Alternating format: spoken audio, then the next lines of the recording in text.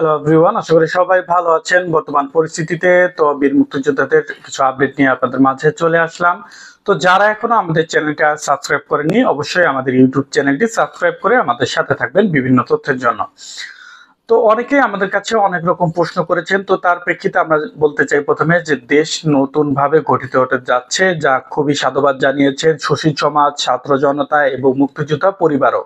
আপনারা সকলেই অবগত আছেন যে ছাত্র সমাজ যখন আন্দোলন করেছিল তখনই বীর মুক্তিযোদ্ধার অনেক সন্তান, বীর মুক্তিযোদ্ধারা এটিকে সাধুবাদ জানিয়েছিলেন যে হ্যাঁ, এটি উচিত, বৈষম্য দূর করা উচিত, স্বাধীনতা আমরা যুদ্ধ এনেছি, কোনো বৈষম্যের জন্য নয়।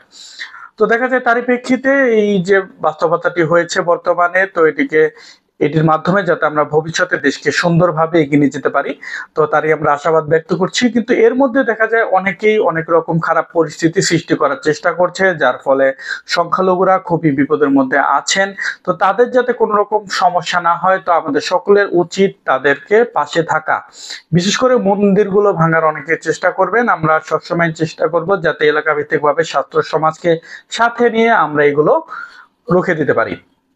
এছাড়াও ভবিষ্যতে যাতে কোনো রকম দুর্নীতি না হয়, সেজন্য যাতে আপনাদের কাছে যদি কেউ ঘুষ চায়, তো সেক্ষেত্রে অবশ্যই আপনারা সরাসরি তার প্রতিবাদ করবেন। কোনো রকম দুর্নীতি, কোনো রকম ঘুষ বাণিজ্যকে প্রশ্রয় দেওয়া হবে না।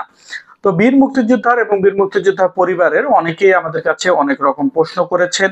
তো তাদেরকে আমি সোজাসাপটা একটি বিষয় নিয়ে আলোচনা করতে চাই বা কথা বলতে চাই, সেটা হলো যে এত কিছু নিয়ে আপনাদের এখনই এত টেনশনের বা এত কথা বলার কিছুই নেই। আপনাদের এইটা হবে, এইটা হবে না, এইটা দরকার, এটা দরকার না, এরকম কিছু নাই।